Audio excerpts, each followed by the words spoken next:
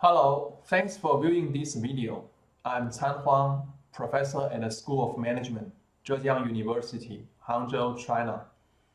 I'm deputy editor of Management and Organization Review. Through this video, I would like to introduce you the interests of our editorial team in technology and innovation, and encourage you to submit your paper on the related topics to MOR. As editor-in-chief, Professor Xiaoping Chen said, MOR aims to be a leading journal on Chinese management research containing context-specific knowledge about China, context-dependent knowledge comparing management practices in China to those in other economies, and context-free knowledge that transcends cultural differences. MOR wants to become the premier journal for new and groundbreaking insights about management and organizations in the Chinese context and global comparative context. To fulfill this mission and achieve the above goal, we warmly welcome your submissions on a topic about technology and innovation. We believe research in this regard has great potential for the following three reasons. First, China is one of the largest innovation labs in the world. The Chinese companies and organizations in a broad spectrum of industries and areas are engaged in innovation activities. From 5G to digital innovation, from high-speed railway to quantum computing, from manufacturing to services. Technological innovation, business model innovation, inclusive innovation, and so on flourished in China. Phenomenon-wise, China offers very rich material for study.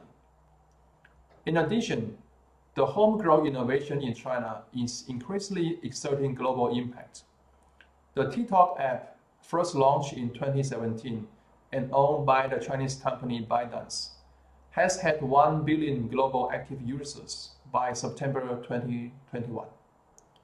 Shein, an online-only retail company, had a revenue estimated about $10 billion in 2020.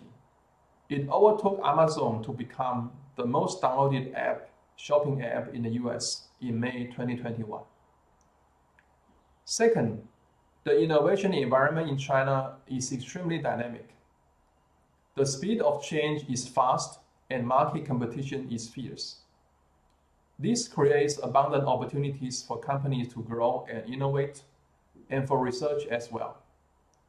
It took only 8 years for ByteDance to grow from a startup to a large company employing more than 100,000 employees.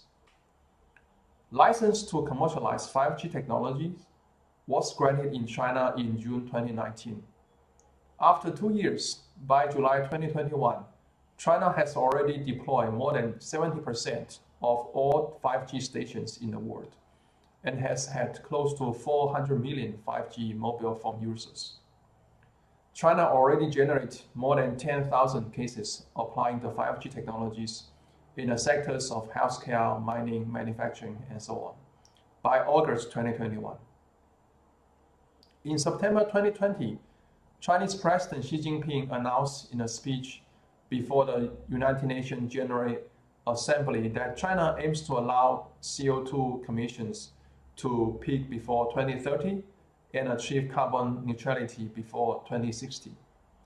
In July 2021, less than a year after President Xi's announcement, China already inaugurated its national carbon market, which includes more than 2,000 companies in the power sector, replacing the European Union's similar program as the world's largest carbon market. The strategy and activities that the Chinese firms adopt and organizations and routines that transform to cope with the dynamic policy and market environments are worth studying. Third, being a student of innovation study, we know that innovation does not happen only because of innovators. Innovation is generated and diffused in a national innovation system that comprises firms, universities, and public research institutes, financial organizations, governments, and consumers. The interactions and relationship between the various actors in the Chinese system are interesting, and some of them are arguably unique. Further research on this relationship between these actors and organizations will bring us the three types of knowledge that Professor Xiaoping Chen emphasizes. And it's thus much needed from a management and policy perspective. In all, the editorial team of MOR is highly interested in submissions on technology and innovation. We are pretty sure the value of such studies will bring to the audience of MOR and the journal itself. Thank you very much, and looking forward to your submissions.